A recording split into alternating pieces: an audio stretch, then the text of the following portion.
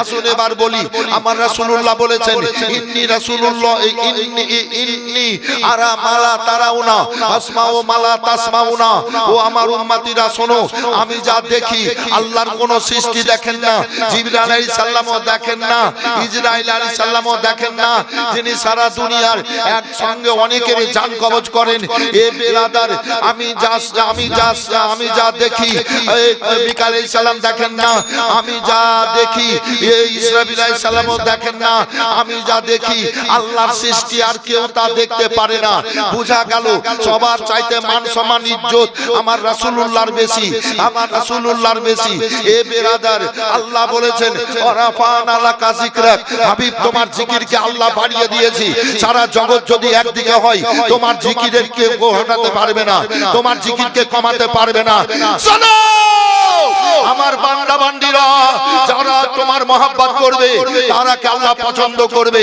তোমার যদি বিরোধিতা করে আল্লাহ তাদেরকে জান্নাতে দেবে না। আমি জগৎ যদি তোমার জিকির না করে আল্লাহ তোমার প্রশংসা, আল্লাহ প্রশংসা।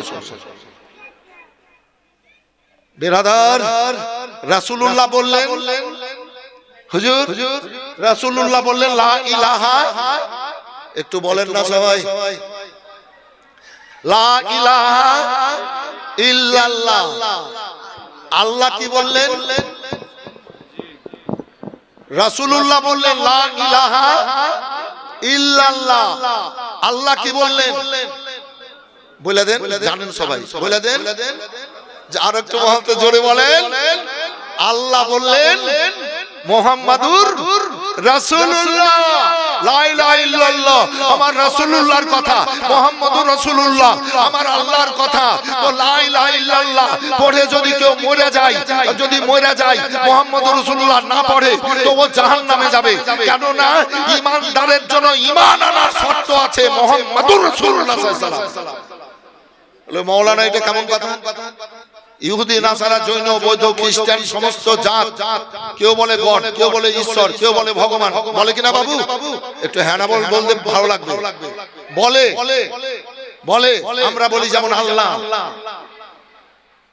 বেরাদার, তবে লা ইলাহা ইল্লাল্লাহ পড়ে যদি মরে তো কাফের হয়ে মরবে। নাই কোন মাবুদ আল্লাহ ছাড়া, মুহাম্মদ সাল্লাল্লাহু আলাইহি ওয়াসাল্লামের কথা এলো না। আর লা ইলাহা ইল্লাল্লাহ না পড়ে যদি মুহাম্মদুর রাসূলুল্লাহ পড়ে আর মরে তো ও জান্নাতি। জোরে বলে। বলে কেন? বলে মুহাম্মদুর রাসূলুল্লাহতে আল্লাহরও নাম আছে, মুহাম্মদের সাল্লাল্লাহু আলাইহি সাল্লামেরও নাম আছে। মুহাম্মদ সাল্লাল্লাহু আলাইহি সাল্লাম আল্লাহর রাসূল। ও বিরাদর, আমার রাসূলুল্লাহ বললেন আমি যা দেখি তার আল্লাহর কোন সৃষ্টি দেখেন না।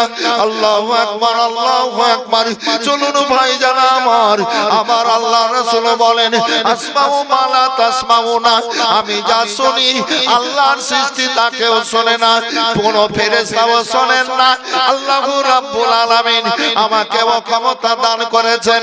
এবার আসুন ভাইজান আমার রাসূলুল্লাহ বলেছেন মান যারা কাবরি ওয়াজাবাত লাহু শাফাআতি, যে আমার উম্মতেরা আমার রওজার জিয়ারত করবে নবী মুহাম্মদুর রাসূলুল্লাহর জন্য ওয়াজিব হয়ে গেল। ওই উম্মতিদেরকে শাফাআত করে আমি জান্নাতে নিয়ে যাব। আমার সেনাইসি সাজিরাত বলছিলেন নারে তাকবীর, নারে রিসালাত, নারে হায়দারি, নারে হায়দারি, গোশত দামা। এতক্ষণ শুয়েছিলিস নাকি রে? নারা লাগার জায়গা মেলায় চলে গেল, ও এতক্ষণ বোধহয় শুয়েছিল। সুবহানাল্লাহি ওয়া বিহামদিহি, মানে জোশে সুবহানাল্লাহ লাগায়, জোশের কয়েকটা জায়গা গেল, তাই বললাম। তো সেনাইজি যে বলছিল আমার জান মদিনা, আমার প্রাণ মদিনা, কি নাম মা? হ্যাঁ কাজে মা বাবা, ঠিক আছে মা। দেখেন আল্লাহ সর্বপ্রথম দুনিয়াতে পাঠিয়েছেন মেয়েকে না ছেলেকে? একটু বলেন, দুনিয়াতে আল্লাহ পাঠিয়েছেন ছেলেকে না মেয়েকে? হ্যাঁ, কাকে? আমি শুনতে চাই আপনাদের মুখ থেকে, আল্লাহ ছেলে মানুষকে পাঠিয়েছেন না মেয়ে মানুষকে দুনিয়াতে? না, আল্লাহ সর্বপ্রথম দুনিয়াতে পাঠিয়েছেন মেয়ে মানুষকে। তিনি হলেন হযরত হাওয়া রাদিয়াল্লাহু তাআলা আনহা। স্বামী স্ত্রী জান্নাতে ছিলেন, আদম আলাইহিস সালামকে গন্ধমের ফল খাওয়াতে পারেনি আজাজিল। হাওয়ার এই আজাজিল দ্বিতীয়বার সাপের মুখে ঢুকে, এই কোন বাচ্চা কথা বলবি না, সাপের মুখে ঢুকে কয়েকটা পশুর কাছে গেছিল, কিন্তু কেউ ভরেনি, সাহস পায়নি। সাপকে বলেছিল একটু ফুটা আছে, তুই হা কর, তোর মুখে আমি বসে গেছি, আর তুই মুখটাকে বন্ধ করে এই দেওয়াল দিয়ে মুখটাকে বেরা জান্নাতে উগলে দিস, তারপর আমি দেখবো। এবার সাপ মুখে বসে নিল, এই জন্য সাপের এই জিভার তালুতে বিষ। কথা বুঝতে পারলেন বাবু? আর সাপের জিভা, আপনাদের জিভা কয়টা আছে একটু বলেন?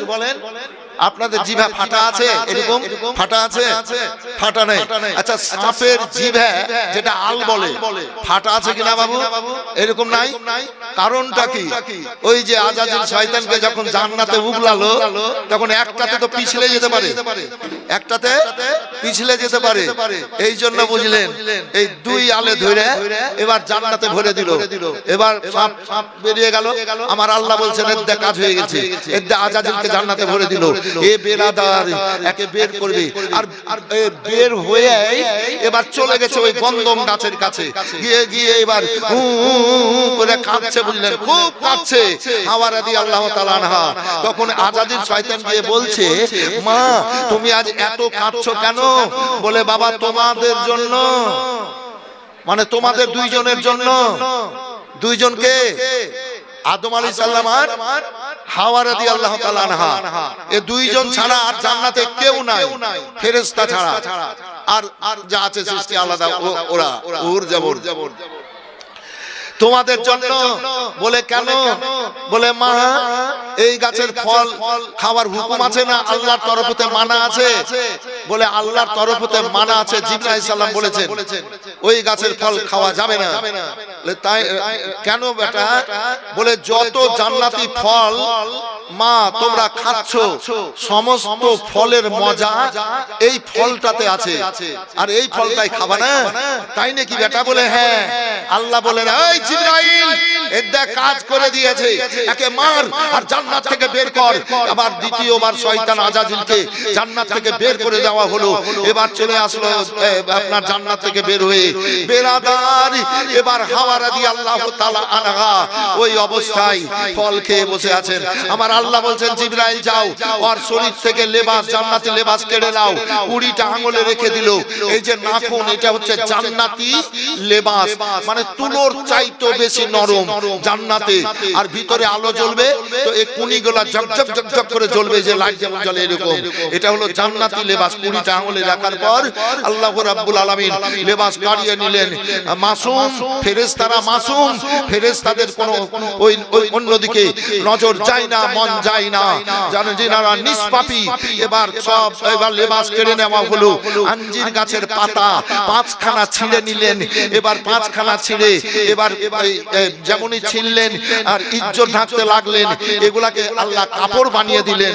এ বেরাদার, গাছ বলল, আল্লাহ আমার কাছ থেকে পাতা ছিঁড়ে হাওয়া রাদিয়াল্লাহু তাআলা আনহা পাতা ছিঁড়ে দিল।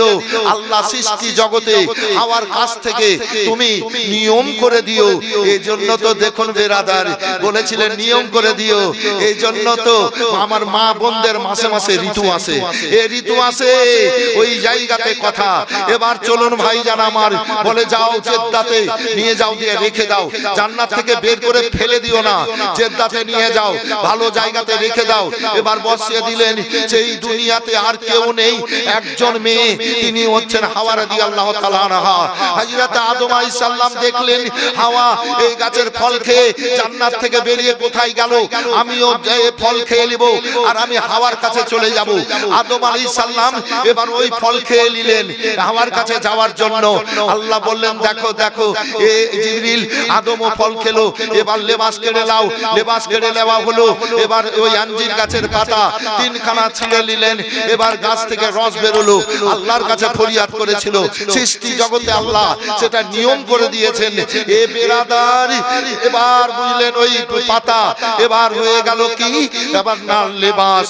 এবার বলে যাও শরণ দ্বীপে, শ্রীলঙ্কার ভারতের একটা অংশে ওই শরণ দ্বীপে যাও, এই জান্নাত থেকে একটা পাথর নিয়ে গিয়ে আদমকে বসিয়ে দাও। রাত্রের অন্ধকারে এবার বসিয়ে দিয়ে জিবরাইল আলাইহিস সালাম সরে গেলেন। এবার সকাল হতে যাচ্ছে, সূর্য উঠতে যাচ্ছে। আদম আলাইহিস সালাম তো কাঁদছিলেন, মনের মধ্যে একটু সাহস হলো, মনোবল বাড়লো। এ বেরাদার হযরতে আদম আলাইহিস সালাম শুকরানা 2 রাকাত নফল নামাজ পড়লেন উম্মতে মুহাম্মাদির জন্য। আল্লাহ রাব্বুল আলামিন ফজরের নামাজ ফরজ করে দিলেন। জোরে বলবেন সুবহানাল্লাহ। এই যে ফজরের নামাজ আমরা পড়ছি 2 রাকাত, আয় বেরাদার এটা আদম আলাইহিস সালাম সর্বপ্রথম দুনিয়াতে এসে এই ফজরের 2 রাকাত নফল তিনি পড়েছিলেন। নফল আমাদের জন্য ফরজ হয়ে গেল। চলুন ভাই জান আমার, হযরতে আদম আলাইহিস সালামের পাতাও এবার লেবাস হয়েছিল। শরণ দ্বীপে 100 বছর কামিয়াবে 200 বছর পর এবার দেখা হয়েছিল আরাফাতের ময়দানে। হাজিরা হজে যায়, এই আরাফাতে যেতে যতটা দেরি তার আগে আল্লাহ তাকে নিষ্পাপী করে দেয়, তার শরীরে একটা গুনাহও থাকে না। আল্লাহ আল্লাহ হযরতে আদম আলাইহিস সালাম ভেবেছিলেন আমি হাওয়ার কাছে যাব। আল্লাহ বললেন এ আদম তোমার পানিশমেন্ট হবে, তোমাকে হাওয়ার কাছে পাঠাবো না। এবার আলাদা জায়গায় পাঠিয়ে দিলেন। বলে দেন আল্লাহু আকবার। জোরে বলেন আল্লাহু আকবার। আলাদা জায়গায় পাঠিয়ে দিলেন। এটা পানিশমেন্টের কথা আল্লাহ বললেন, তোমার পানিশমেন্ট হলো হাওয়ার জন্য তুমি মানে এই ফল খেলা, হাওয়ার কাছে যাব বলে হাওয়ার কাছে তোমাকে রাখবো না। রাখেননি বেরাদার। 100 কামিয়াবে 200 বছর পর এবার দেখা হয়েছিল ওই আরাফাতের ময়দানে। তাই আমি বক্তব্য রাখছিলাম, বক্তব্যের গোড়া ছিল কি, কে মেয়েদেরকে আল্লাহ দুনিয়াতে আগে পাঠিয়েছেন। বুঝতে পেরেছিলেন বাবু? মেয়েদেরকে আগে, মেয়েকে আগে দুনিয়াতে পাঠিয়েছেন। এই টাকাটা আছে কিন্তু মেয়ে সর্বপ্রথম ইসলাম ধর্ম গ্রহণ করেছেন ছেলে না মেয়ে? একটু বলে দেন, ছেলে না মেয়ে? মেয়ে। সর্বপ্রথম ইসলাম ধর্ম গ্রহণ করেছেন মেয়ে। তিনি হলেন হযরতে খাদিজাতুল কুবরা রাদিয়াল্লাহু তাআলা আনহা। সর্বপ্রথম কালমা পড়েছিলেন। তাই এই স্টেজে আজ একটা মেয়ে মানুষ প্রথম দান দিয়ে গেলেন। হাই রে বড় ভাগ্যবান।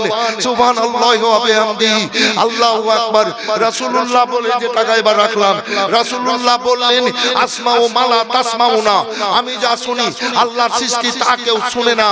এ বেরাদার এবার দেখুন আল্লাহু আকবার আল্লাহু আকবার।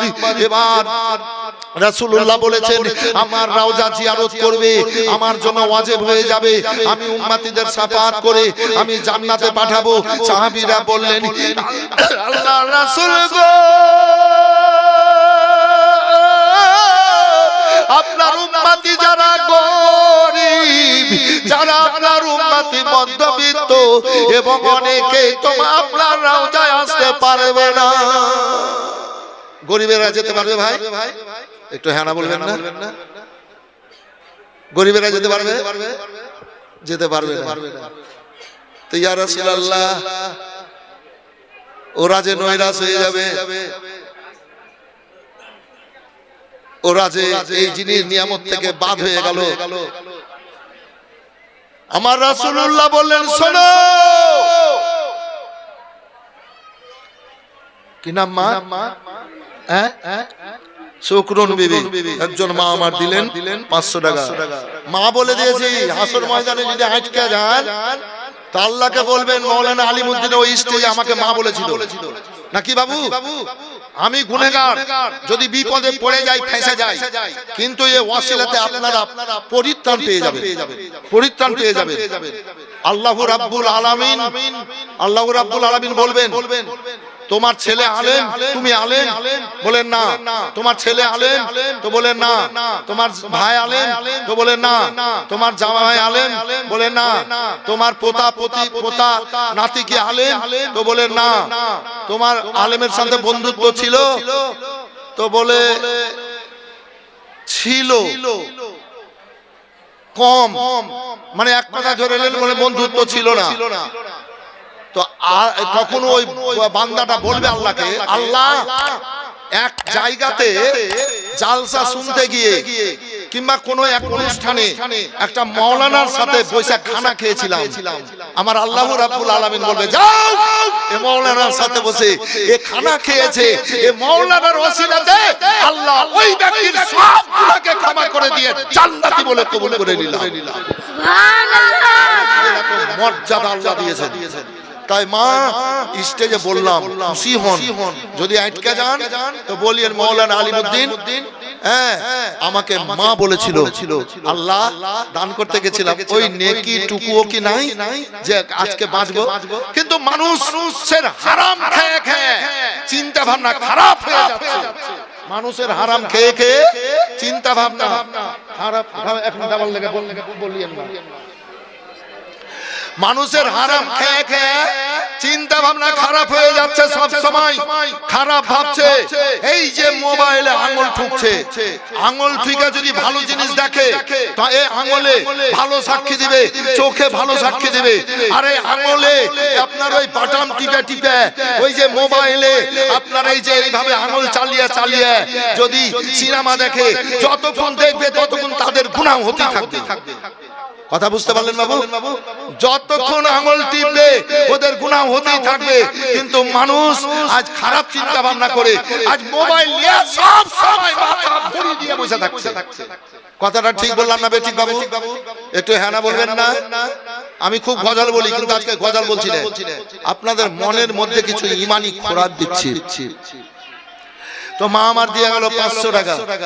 এইবার আসেন রাসূলুল্লাহ বলেন সাহাবীরা গো, যারা গরিব দুঃখী মধ্যবিত্তরা আমার রওজাতে আসতে পারবে না, যাদের উপরে আল্লাহ হজ ফরজ করেননি তারা আসতে পারবে না, তবে চলো চলো আল্লাহর দুনিয়ায় আমার উম্মতিরা যে কোনো জায়গায় বলবে আসসালামু আলাইকা ইয়া রাসূলুল্লাহ, আসসালাতু আসসালামু আলাইকা হাবিবাল্লাহ, আমি নবী ওই উম্মতিদের দরুদ শুনি এবং সালামকে গ্রহণ করি। জোরে বলবেন সুবহানাল্লাহ। সুবহানাল্লাহ, দরুদ শুনি আর আমি সালাম গ্রহণ করি। এই মর্যাদা আল্লাহর ফেরেশতারা আমার রওজা মুবারকে পৌঁছায়া দেয়, পৌঁছায়া দেয় আমার উম্মতিদের মান সম্মান উঁচু করার জন্য। সাহাবীরা গো,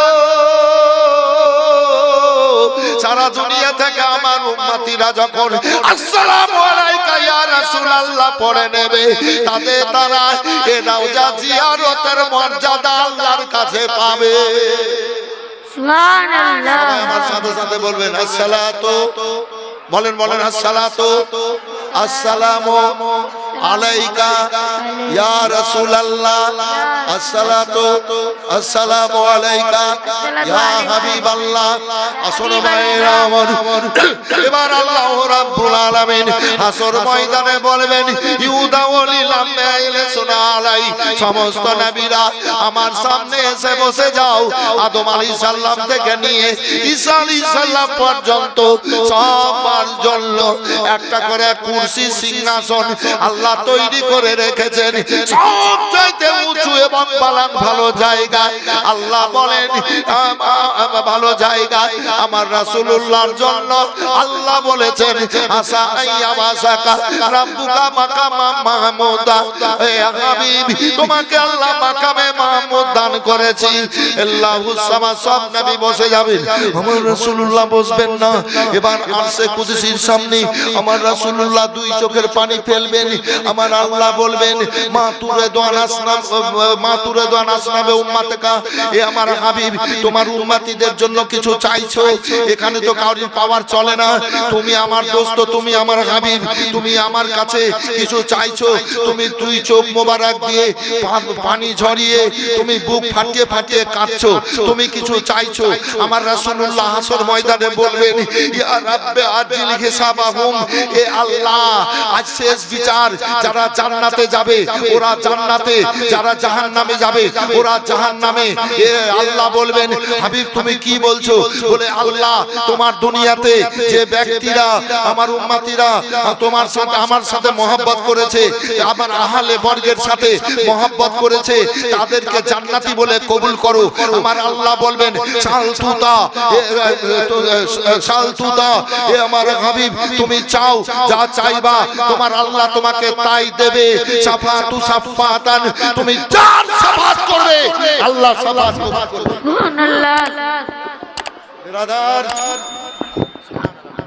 আল্লাহর কাছে চাই, আল্লাহ বলছেন চাও যা চাইবা তাই দেব।